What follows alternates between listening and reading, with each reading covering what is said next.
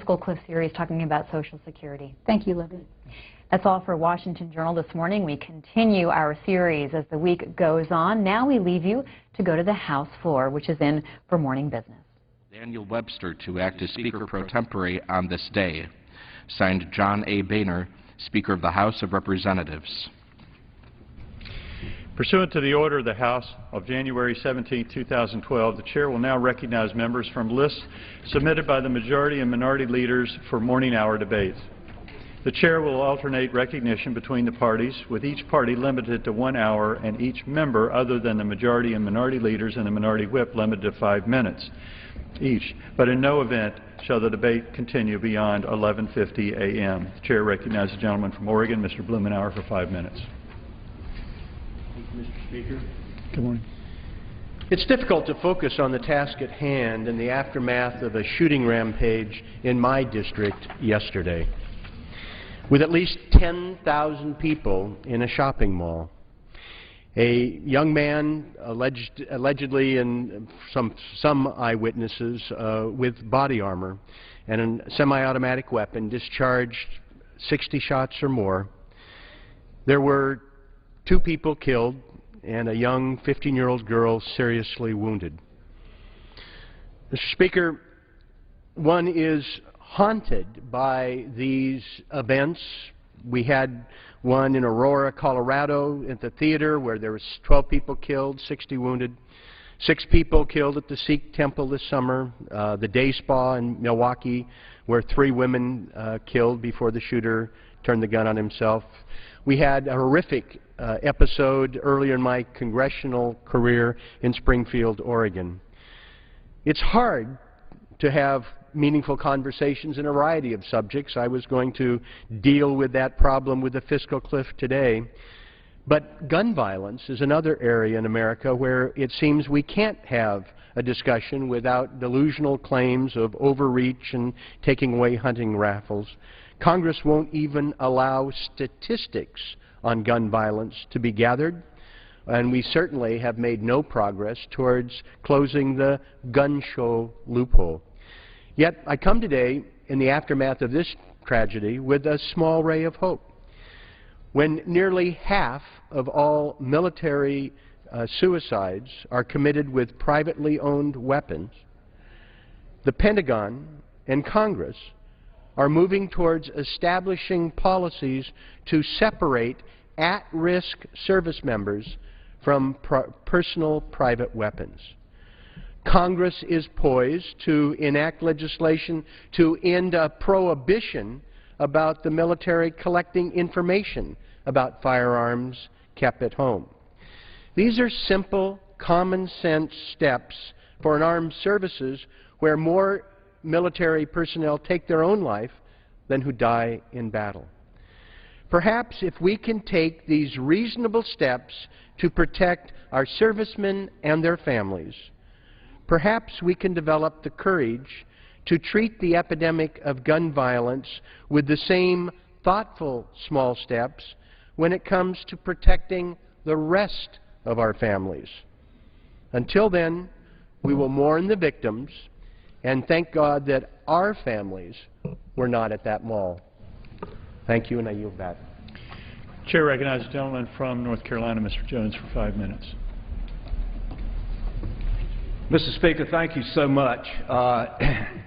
In this very chaotic time for the House of Representatives and for the American people, we need to remain focused on the fact that our young men and women are still dying in Afghanistan.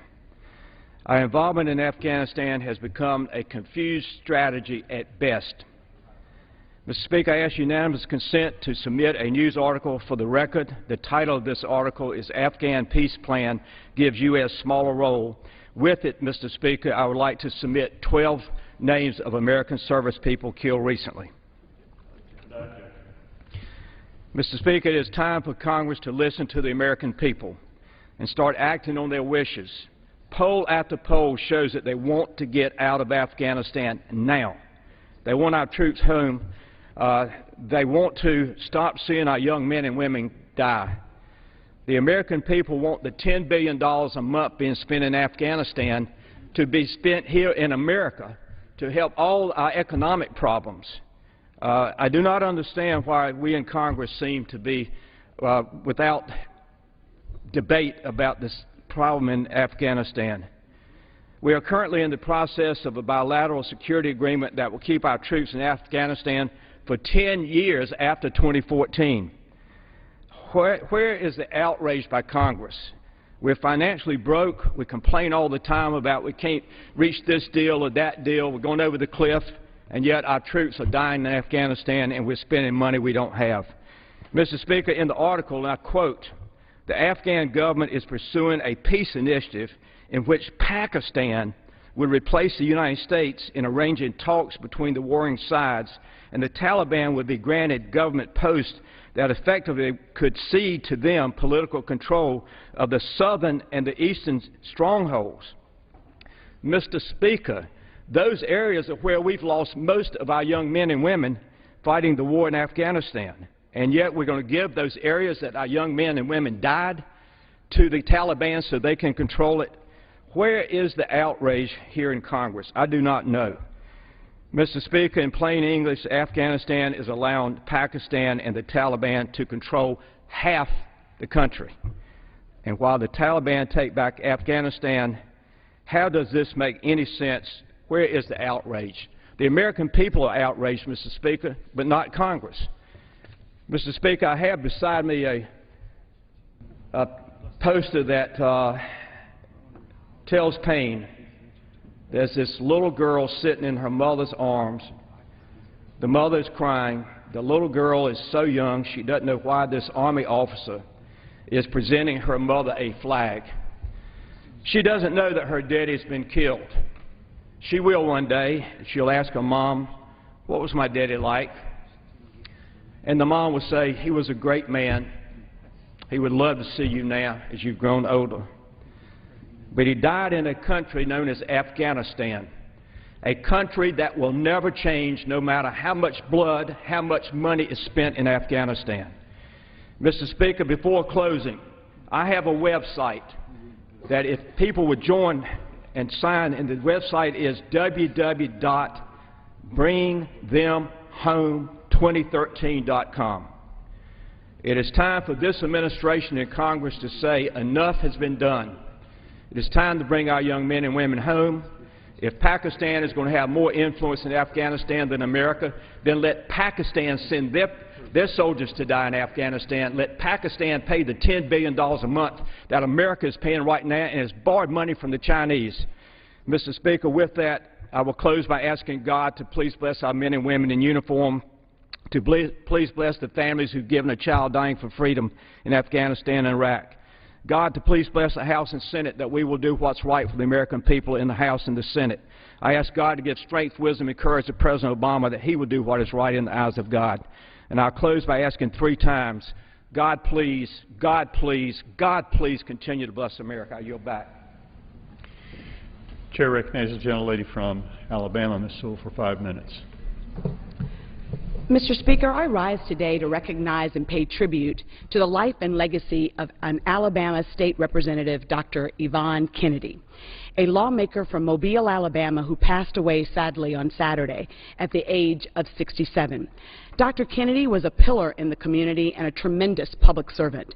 She was the epitome of a servant leader, and she blazed the trails in Alabama politics that so many of us now follow. She led by example and was motivated by a drive and a passion for public service and education. I am deeply saddened by her passing and know that her legacy of service will live on. Yvonne Kennedy was born on January 8, 1945 in Mobile, Alabama, to Leroy and Thelma Kennedy. At a young age, she displayed a commitment to academic excellence, and upon graduating from high school, earned her bachelor's degree from Alabama State University, a master's degree from Morgan State University, and a PhD from the University of Alabama. These early accomplishments were the beginning of an illustrious career, both as a lawmaker and a community leader. First elected to the Alabama State House of Representatives in a special election in 1979, Dr. Kennedy was one of the longest-serving members of the Alabama State Legislature. She served the 97th District of Mobile for more than 33 years. She was a prominent lawmaker who fought against Alabama's egregious voter right ID laws, and she also championed the restoration of voter rights for rehabilitated ex-felons.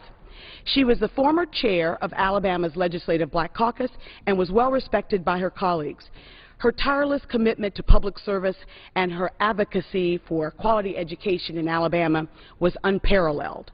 In 1981, Dr. Kennedy became the president of Bishop State Community College in Mobile, Alabama, and she served in that role for over 25 years. Under her leadership, Bishop State expanded from 1 campus to 3 campuses and flourished until her departure in 2007.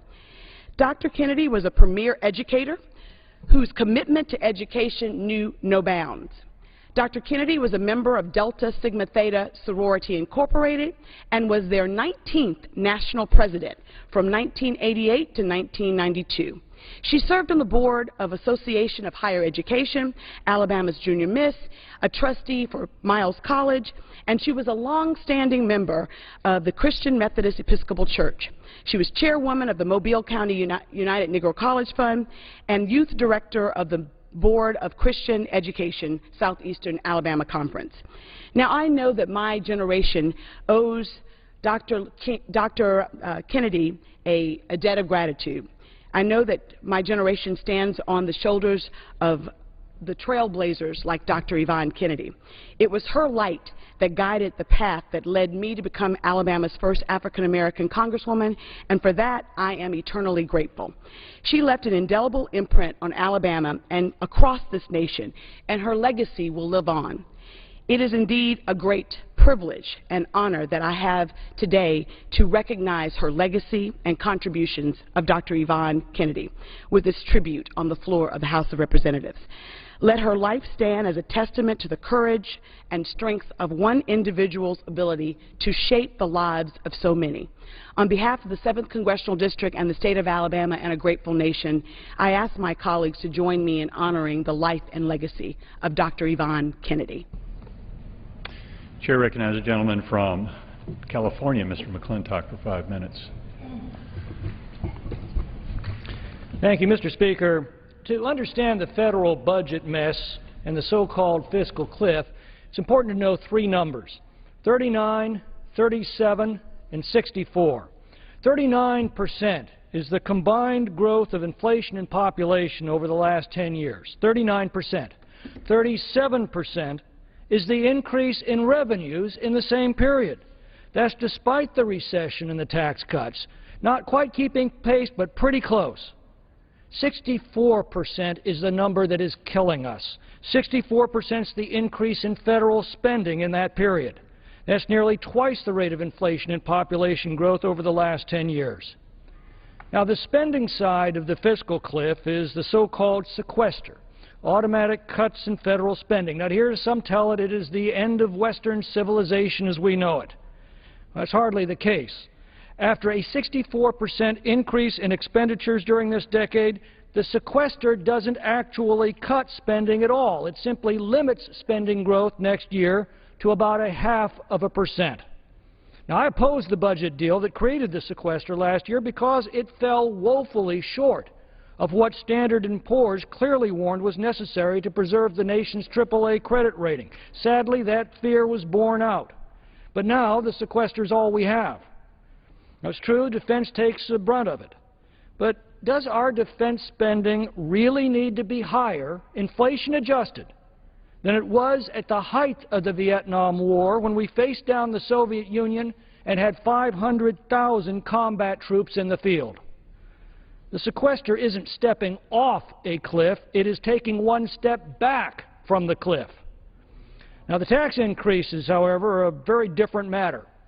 Without intervention, the federal tax burden will balloon 21% at the stroke of midnight on New Year's Eve, taking somewhere between $2,000 and $3,000 from an average family. This summer, the House passed legislation to protect our nation from such a calamity, but Mr. Obama vowed to veto it, and the Senate killed it. Instead, Mr. Obama tells us that he'll veto any plan that stops taxes from going up on all of those very wealthy folks making over $200,000, who he says need to pay their fair share. Well, I suppose fairness is in the eye of the beholder. The top 1% earns 17% of all income, but pays 37% of all income taxes. But that's beside the point. The fine point of it is that a lot of these very wealthy folks making over $200,000 aren't very wealthy, and they aren't even folks. There are 1.3 million struggling small businesses filing under Subchapter S. Our small businesses produce 2/3 of the new jobs in our economy. So this battle is very much for the middle class. The Congressional Budget Office estimates that Mr. Obama's tax increase on the so-called wealthy will actually throw 200,000 middle and working class families into unemployment. 200,000 lost jobs. And by the way, that is the optimistic estimate. An independent analysis by Ernst & Young puts that figure at closer to 700,000 lost jobs. That's because the President's taxes would slam 84% of the net small business income in the country. That's precisely the income that is used to support and expand our labor force. In their blind pursuit of an eat-the-rich ideology, Mr. Obama and his acolytes are imposing a policy that would utterly devastate hundreds of thousands of middle-class families who depend upon the jobs that these small businesses provide. And for what? To wring enough money to fund Mr. Obama's spending spree for a grand total of 8 days.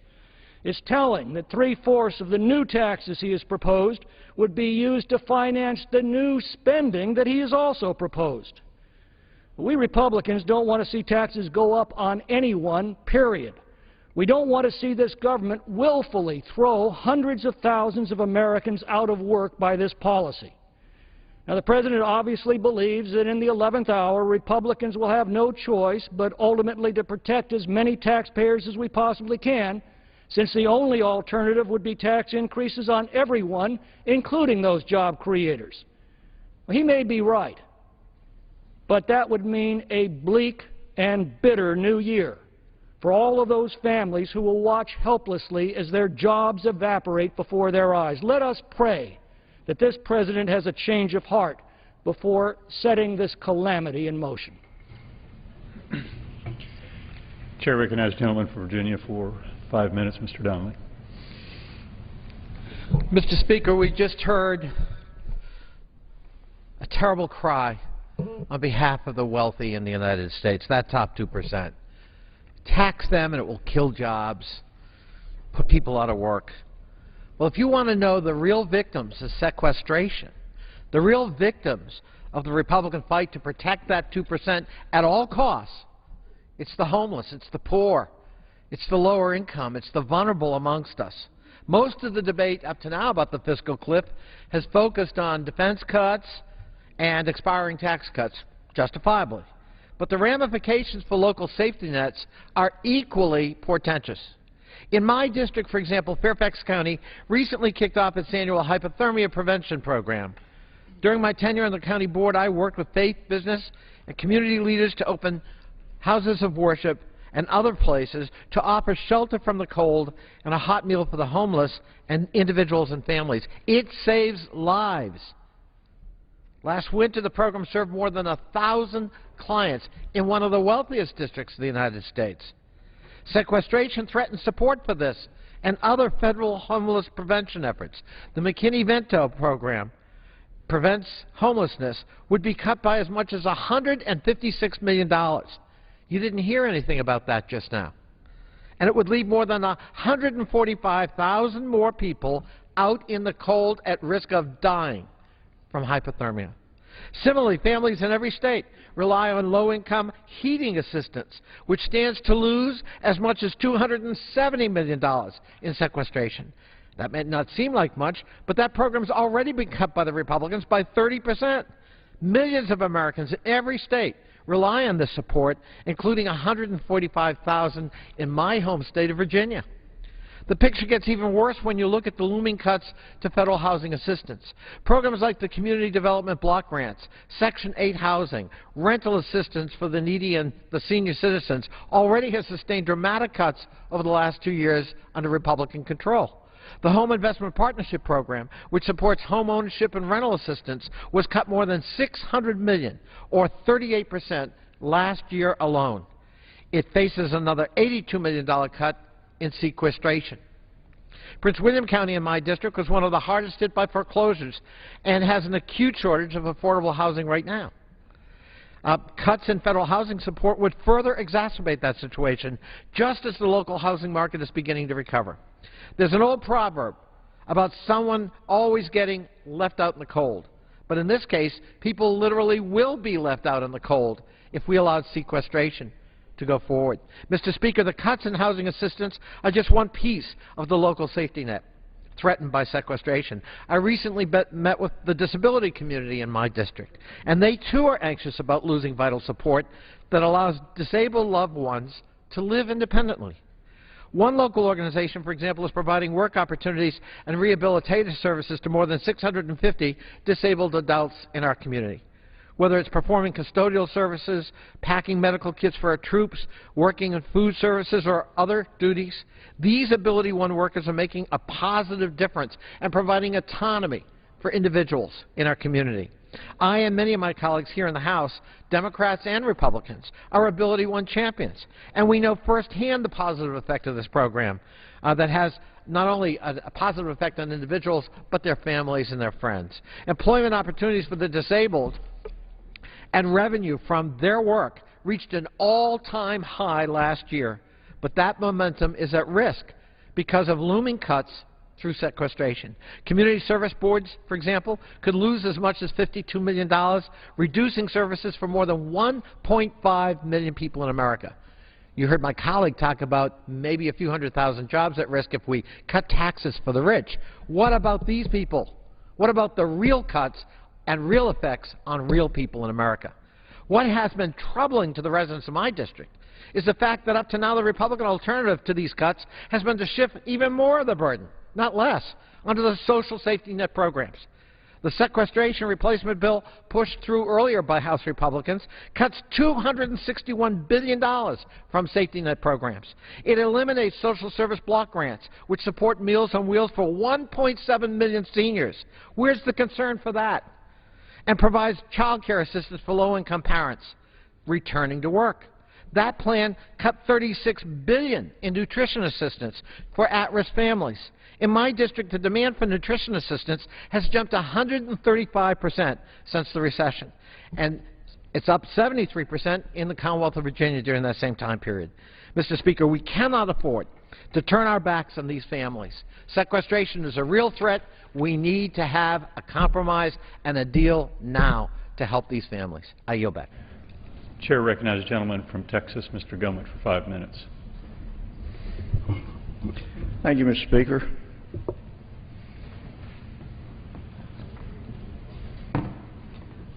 Thanks.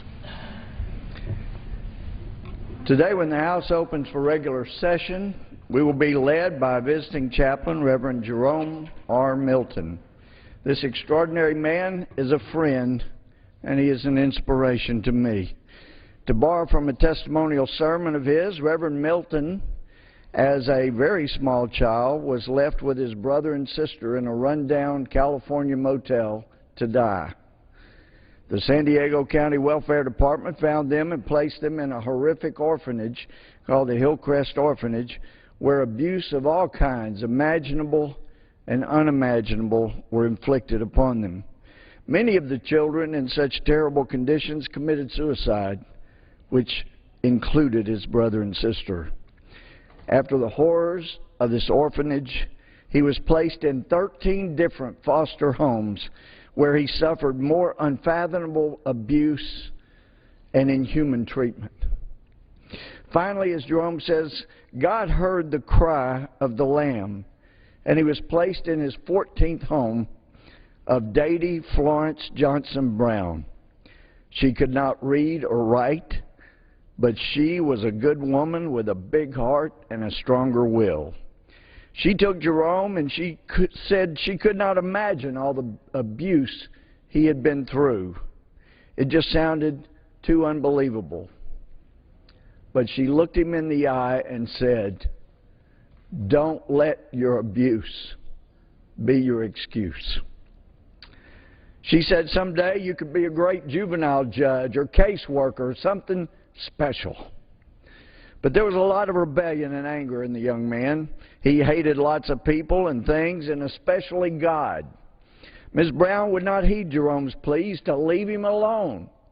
She kept praying for him every single day by name. She said she knew there was good in him, but prayed that God would not let him end up in jail or prison, because she knew God could do something very special with him. He eventually tried the praying thing himself, but he was very cynical. He wanted to go to college. He wanted to be a coach, but he knew no one who had money. But then he found out he could run really fast and he could play football really well.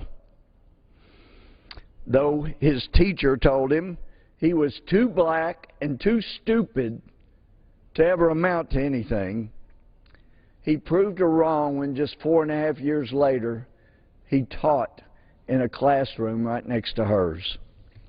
As Reverend Milton says, God moved him from foster care to people care. This angry, black, abused, hopeless shell of a downtrodden young boy had God-given potential. This is what Daddy Brown saw in him. Before she died, she told Jerome, "All you can do for me is if you can do for a group of children what I've done for you, then my living will not have been in vain."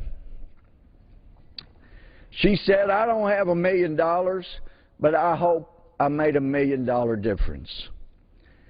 When she died, she had raised 44 children, giving hope to each one. Jerome says she led him to Jesus, and Jesus opened his heart. He providentially met and married Charlene Ogus, and together they have 9 children. 6 of them were adopted through the foster care program.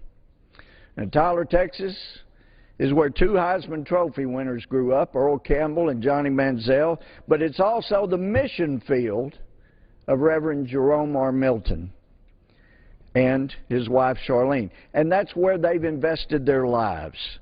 He is the senior pastor of the Greater New Pleasant Hill Baptist Church in Tyler, been there for 25 years.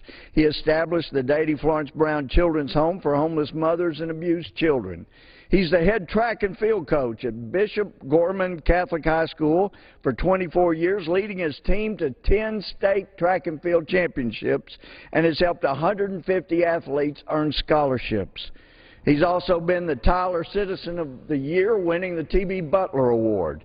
His work towards spanning race and religion and all types of barriers is boundless, and his list of accomplishments would take all day long to read. He has blessed our town, our district, our state, and our country. It is an honor and an inspiration to know him and count him as friend. I look forward to having my friend as a visiting chaplain today at noon Eastern Time when he opens the official part of this session in Congress. God bless America, and God bless Jerome Milton. Thank you. Chair recognizes the gentleman from California, Mr. McNerney, for 5 minutes. Thank you, Mr. Chair. This morning I rise to talk about 2 issues I care very passionately about, wind energy and veterans. Mr. Speaker, I spent more than 20 years in the wind industry as a technology development engineer. In those early days, we saw some spectacular failures and dramatic failures, but every year we put more into the technology development, a little bit this year in the aerodynamics, a little bit in the gearbox, the foundations. Every year a little incremental improvement in the control systems, in the field testing, so we understood what was going on in the power electronics. And today we have an industry that is a spectacular industry. The wind turbines now are hundreds of feet tall. They're extremely reliable. They produce power for 4 to 5 cents a kilowatt hour, depending on the resource. It's been a very successful business. And in the early days, the United States of America dominated that business because of consistent policies, consistent tax policies. We could rely on the policies being there year after year. Investors came in, engineers came in, but in the early 1980s, those policies began to change, and the technology began to leave our country. And we've seen, I've seen in my career the incentives come and go over the years, and I can tell you it's devastating to the industry. It takes years to develop the infrastructure to produce wind turbines. The bearings are 20 feet in diameter. It takes expertise. In order to get a project in, you need to get a power purchase agreement. You need to get permits. You need to get investments, and then you need to order products. The products have a 1 or 2 year lead time. They're so large. So we're putting a lot at risk by ending the production tax credit. And not only that, but we will see at least 40,000 jobs lost when the production tax credit expires at the end of this year. And a lot of those jobs go to United States veterans, veterans of our armed services. And I can tell you what, when soldiers are trained, they're trained on large equipment, they're trained on big projects. They're well disciplined, they're reliable, they work in very adverse conditions, and that's exactly the kind of training you need to be a wind smith and a wind turbine installer. So it's been a very good fit. There's one company in particular, Aerostreams, and they train wind turbine windsmiths, and 80% of their graduates are veterans. And they get good jobs in this country, and when the production tax credit goes away, that removes the hope of many of our veterans. Now, the veterans of our country were soldiers and sailors. They volunteered their time for our country. They put themselves in grave danger, and they came home and they found very bad employment situation. The wind energy has been a tremendous opportunity for them, and to take this hope away from our veterans is a travesty. Eliminating those jobs for veterans is absolutely unacceptable. Now, the production tax credit itself is a very effective way to produce energy. You get paid for when you deliver energy in the production tax credit. In the early days, the credits went to investments, and a lot of investment were not so good. But today, the motive is to have a very reliable, a very productive set of equipment, and that's what happens when the production tax credit is extended. And it creates jobs. It helps develop the manufacturing base in this country. And I can tell you, if you want to be a great country, you have to have a big manufacturing base.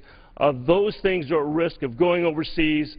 Our manufacturing base, our engineering expertise, jobs, investment. This will be a real loss for our country. It'll hurt our veterans. And the last thing it'll hurt is our climate.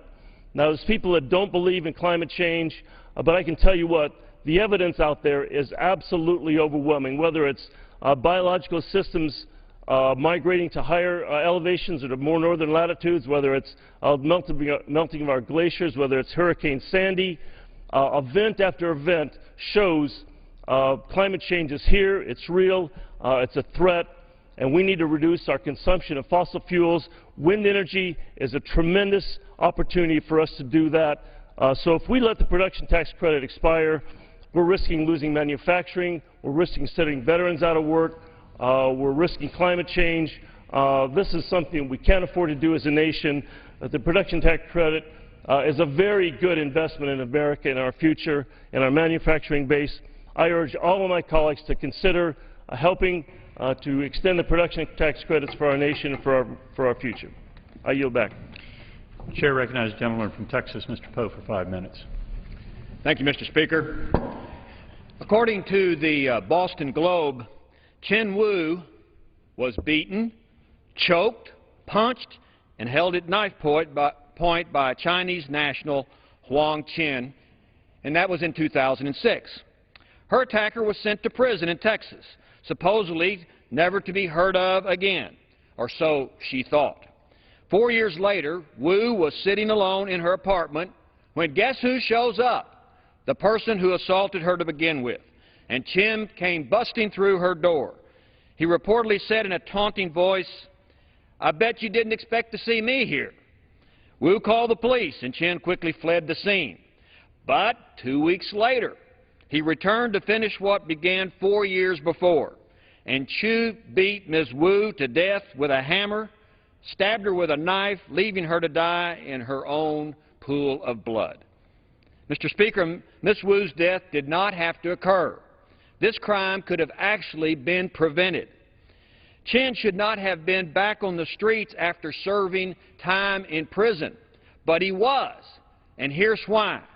After he had served the initial sentence for assaulting Ms. Wu, he was ordered, legally, deported back where he came from, back to China. But his home country, our good old buddies, the Chinese, refused to take him back. They didn't want him. And so they stalled and stalled and stalled. And over those 3 years of Chinese stalling and giving their runaround, Chin was eventually freed, free to kill, and kill he did. Mr. Speaker, this tragedy is not an isolated phenomenon. Unfortunately, other Americans have died as a result of this gaping hole in the immigration system. It's no secret that everybody believes our immigration system is broken. Fixing it down the road will be complex and complicated, but there's some things we can do about immigration right now to fix specific problems, and here's one of these. Currently, Mr. Speaker, thousands of criminal aliens are in our country, just like Chin, that have committed a crime, gone to prison. Our immigration system worked to order them deported, but their country won't take them back. They refuse to do so. So those countries stall and delay and eventually never take back their outlaws. So by law, when the person serves the time in our prisons, we can't keep them indefinitely waiting on this country to take them back, and so they are eventually released. These countries know that, and that's why they stall. Many of those criminals now are running around in the American streets looking for more crime and up to malicious mischief. The blood of American victims are not only on the hands of felons who commit these crimes from foreign countries, but they're also the fault of those countries that refuse to take back these criminal citizens. You know, the blood of Ms. Wu is on the hands of Chinese citizen Huang Chin, but it's also on the hands of the Chinese bureaucrats that would not take Chin back.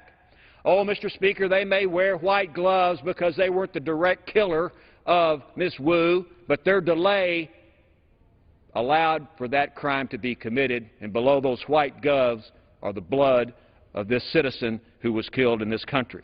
And it's not just China that's committing these acts where they won't take back lawfully deported individuals. There are numerous countries. Vietnam, Jamaica, Pakistan, and Cuba are just a few. So what should we do? Well, Mr. Speaker, there's already a law to require that there be some sanctions against these countries that refuse to take back their lawfully deported aliens. But the State Department doesn't enforce the law. The State Department says, well, we want to work diplomatically to get these people back. We don't want to require any sanctions. And so they talk and they talk and they talk, and meanwhile more crimes are being committed by these people who are released that should have been sent home while the State Department continues to talk. Like my grandfather used to say, when all is said and done, more is said than done. We need to get these people out of our country who have been lawfully deported, and these countries need to take them back, or there ought to be a consequence. I've introduced legislation that removes the uncertainty and the weak knees of bureaucrats and requires the State Department to follow through with visa sanctions against the countries that won't take back their lawfully deported criminals. I repeat, those visa sanctions should be primarily against first diplomats who refuse to take back, who are diplomats from these countries when they don't take back these individuals. It's time to play a little bit of diplomatic hardball with these nations. After all, Americans are dying because these criminals are illegally on the streets, and our nation does not insist on them being taken back. It's time to make these crooks and misfits the problem of their home country rather than continue to remain our problem. Otherwise, more Americans are going to die.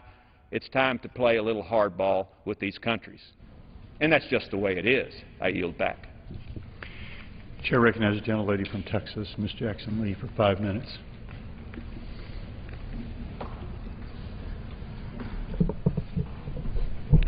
I thank the Speaker. I know that America watches as we deliberate, and I'd like to use that terminology on facing the fiscal concerns of this nation. Let me quickly remind my colleagues, Mr. Speaker, that America is on the upswing with increased manufacturing, more consumer confidence. We're moving forward. The economy is moving up. And so I believe it should be pronounced here today that the reform of the entitlements based upon shipshod, reckless deliberations, or should I say actions, are a non-starter. There is no way, Mr. Speaker, that we should raise the eligibility age for Medicare, that we should not think carefully about how we approach the reform of Medicaid, and that we don't tell the American people that Social Security is solvent. So I would say move quickly to pass the middle-class tax cuts that would be for all of Americans 100%, up to $250,000. And let's think about moving into 2013 how we make this economy better by looking carefully at how we reform entitlements that are not handouts, but they are earned. I wanted to move to something else, offer my deepest sympathy for those who lost their lives in the Oregon massacre, again at the hands of a gun, and a perpetrator that is now dead. And to say that I thank Bob Costa for having the courage to get on national TV and speak to those who are rabid sports fans and say it's time for some form of gun regulation. The tragedy that occurred with the NFL player and his girlfriend speaks volumes to the idea of individuals who don't need to have guns in their hands. This phenomenon that guns don't kill, people do, is a trite and redundant and ridiculous statement. We understand that guns have to have someone at their trigger. But the idea is, with no regulations about those who've had previous offenses, no regulations dealing with those who've had mental health issues, no regulations for the gun show loophole that you can go in and buy guns on top of guns, it is time to reflect. And I think the sports community can work with us to assure that America realizes that there's nothing wrong with standing up for gun regulation. As well, let me offer my sympathy to the Brent and Brown families of the tragedy of the NFL players in Dallas. Let me ask the Commissioner to work with those of us who are concerned about athletes in pro ball, that we can find a way to intervene. There should be intervention on a lot of these incidences of violence. Let me close and speak well about the issue of millions of workers in the United States Postal Service, yes, government workers, public servants, who over the decades have made Americans' lives easier. Just yesterday we were speaking about another day of, or Monday I think it was, on online shopping. I have small businesses who always say the post office is the most efficient and the, if you will, cheapest source of getting their business products where they need to be. It is a shame that we have not address the question of hardworking postal workers, rural post offices that are prolific in my state of Texas, rural postmasters who have come and said it'll be the death knell of their community. Let us stand the post office up. Let us view it as a vital system. Oh, we are online, but there are individuals who depend upon this massive postal system. It can be made efficient. It can be made better. We can protect the workers. Do we want to give a Christmas gift to hardworking postal workers who, as they are known, to go through rain or snow or sleet and give them a pink slip for no fault of their own? This is not the American way. We create jobs. We don't destroy jobs. And it's time now for us to stand up and be heard before the deadline, that our postal workers who are always there, who are the ones that find the elderly and the sick in their home because they know their route, and that they find those persons if they're in need. They are the good news people that come by the seniors and come by the disabled and come by the poor families. I want to see that we can work together, bring our postal workers here to make a difference and to reform the postal system to keep it alive. It is a vital source of work, but it is a vital service to the American people. With that, Mr. Speaker, I yield back my time. Chair recognizes the gentleman from Texas, Mr. Flores, for 5 minutes. Thank you, Mr. Speaker. Mr. Speaker, this is the second consecutive year that I have had the privilege to congratulate a Heisman Trophy winner from one of the two universities in the 17th Congressional District of Texas. Today, I want to congratulate Johnny Manziel of Texas A&M University in College Station, Texas, as the 2012 recipient of the 78th Annual Heisman Memorial Trophy. On Saturdays, Johnny Football, as he is now known, wowed audiences across the nation with his steady poise and his remarkable playmaking ability. As a freshman, he personifies the fighting Texas Aggie spirit, and he proves that the impossible is never out of reach. Leading the Aggies in their inaugural season in the Southeastern Athletic Conference, Johnny threw for 3,419 yards and ran for 1,181 yards, and he garnered 43 touchdowns.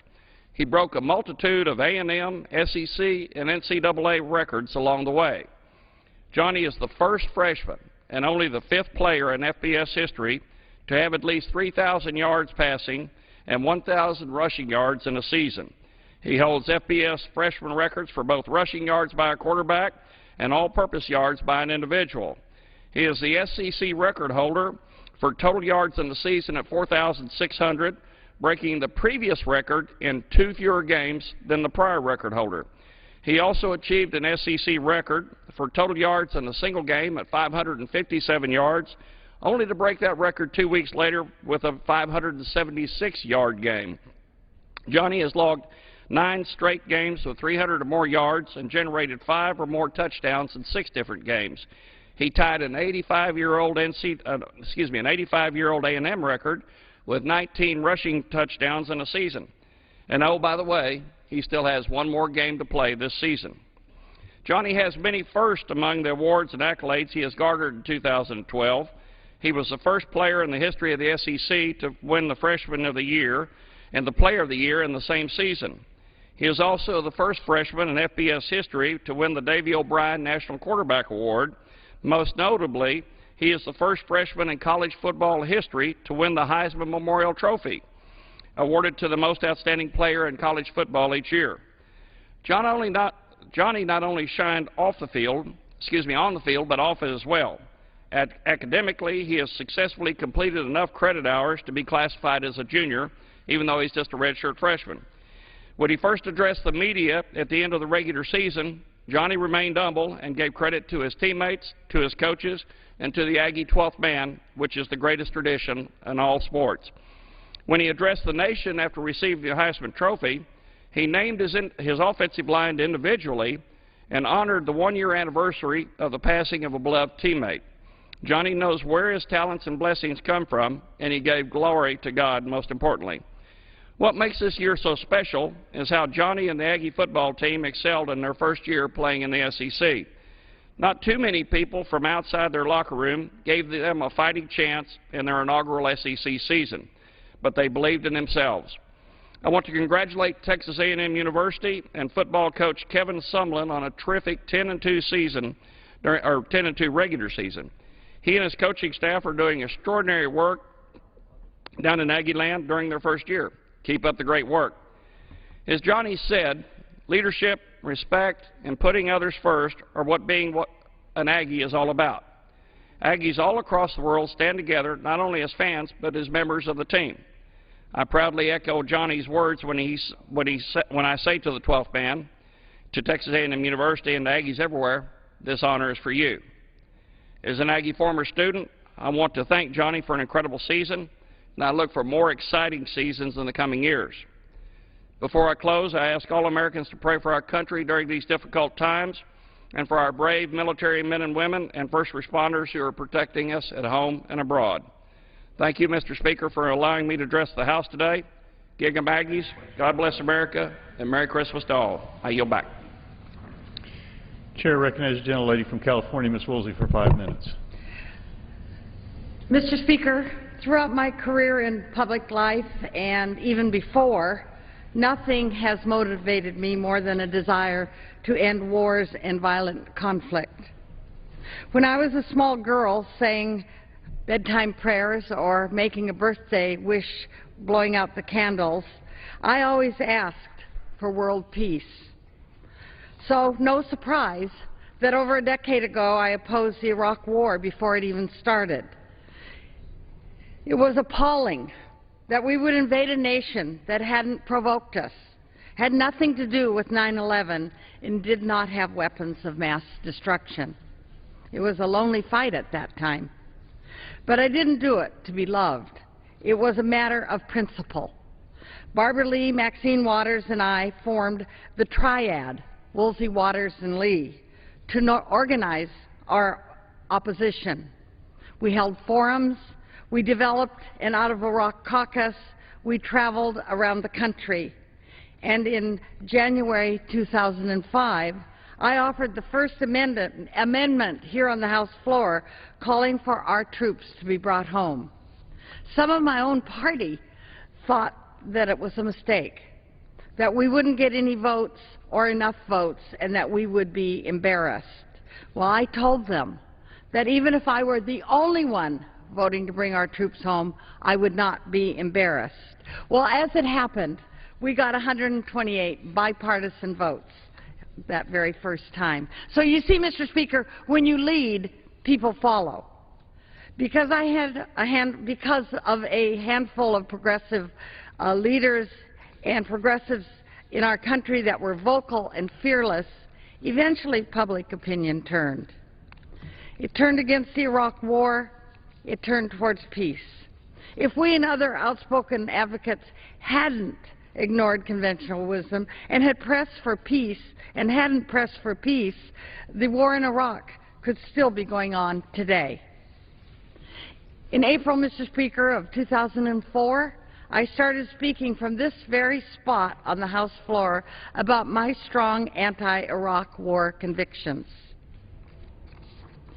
Eventually, these speeches focused on Afghanistan, where we've now been waging war for more than 11 years, despite more than 2,000 Americans dead and nearly $600 billion wasted, even though we are undermining our own interests and failing to bring security and stability to Afghanistan. Over the last 8+ years, I've spoken here nearly every day that I could to drive home what a moral disaster and strategic failure these wars have been. When constituents and others call or come up to me or write and thank me, I say, but we're still there. I don't deserve thanks until all of our troops are home. You know, Mr. Speaker, because you've been here for many of them, my speeches haven't just been about bringing our troops home.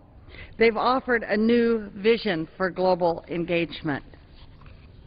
From here, I've outlined my smart security platform, which calls for development and diplomacy instead of invasions and occupations, civilian surges instead of military surges. Smart security means helping other nations educate their children, care for their sick, and strengthen their democratic institutions. Smart security says we can make America safe by building international goodwill, by empowering people with humanitarian assistance instead of sending troops or launching drone attacks. It's the right thing to do. It's the smart thing to do, and it costs pennies on the dollar compared to military force. So, Mr. Speaker, today I'm delivering that message for the 444th time and my final time on the House floor to speak on a 5-minute special order. This is the last of my special order speeches on war and peace and smart security. I'm retiring from Congress at the end of this year, and I believe part of my legacy will be that I work diligently for peace and a safer world. So in closing, Mr. Speaker, I'd like to acknowledge that sometimes I've been accused of wanting a perfect world, but I consider that a compliment. Our founders strove for a more perfect union. Why shouldn't we aim for a perfect world? You see, I'm perfectly and absolutely certain that if we don't work toward a perfect world, we won't ever come close to providing a safe, healthy, and secure world for our grandchildren and their grandchildren. So I thank you, Mr. Speaker, and I thank my wonderful staff who had helped me over the last 20 years to work for a perfect world, which means peace, health, and security for all. I yield back. Thank you all. Chair recognizes the gentlelady from Ohio, Ms. Capter, for 5 minutes. Thank you, Mr. Speaker, very much. Mr. Speaker, as a representative from Ohio, a state that borders Michigan, I rise to stand in solidarity with the workers of Michigan.